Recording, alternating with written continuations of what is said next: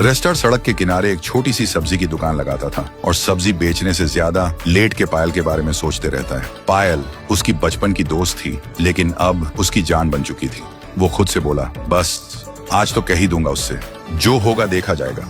शाम को दोनों समुंदर के किनारे घूमने गए। ठंडी हवा चल रही थी, लेकिन रेस्टार के दिल में तो तूफान था। उसने आंखों में आंखें डाल के कहा, पायल, शायद पहले कभी प्यार नहीं बोला, लेकिन मैं तुझ में अपना फ्यूचर देख चुका हूँ। पायल मुस्कुराई और बोली, तो फिर लेट किस बात की?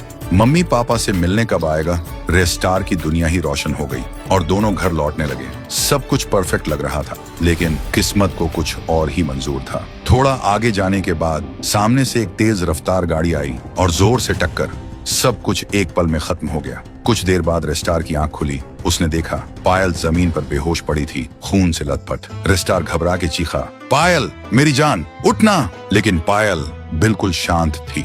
वो उसे हॉस्पिटल ले आया। चेकअप के बाद डॉक्टर ने कहा, पायल के दोनों पैर काटने पड़ेंगे और वो कभी चल नहीं पाएगी। सुन के रेस्टार का दिल टूट जाता है। तभी पीछे से किसी के हंसने की आवाज आई। वो घूम के बोला, कौन है? क्यों हंस रहा है तू? लेकिन उस आदमी ने बस एक क्रीपी स्माइल दी और गाड़ी लेके वहां से निकल गया। रेस्टार तुरंत उसके पीछे भागा, लेकिन वो आदमी गायब हो चुका था। रेस्टार ने आसपास सब चेक किया। फिर एक पुराने घर के पीछे से वही हंसने की आवाज आई। वो चुपके से गया और जो देखा उसका होश उड़ गया। सामने था व्हाइट 444, एक साइको बिजनेसमैन जिसकी जिंदगी सिर्फ पैसा, पावर और कंट्रोल के आसपास घूमती थी। और अब उसका नया ऑब्सेशन था रेस्टार और पायल। रेस्टार समझ गया था पायल के एक्सीडेंट के पीछे व्हाइट 444 ही था, लेकिन जैसे ही वो आगे बढ़ा, पीछे से किसी ने उसके सिर पर जोर से वार किया।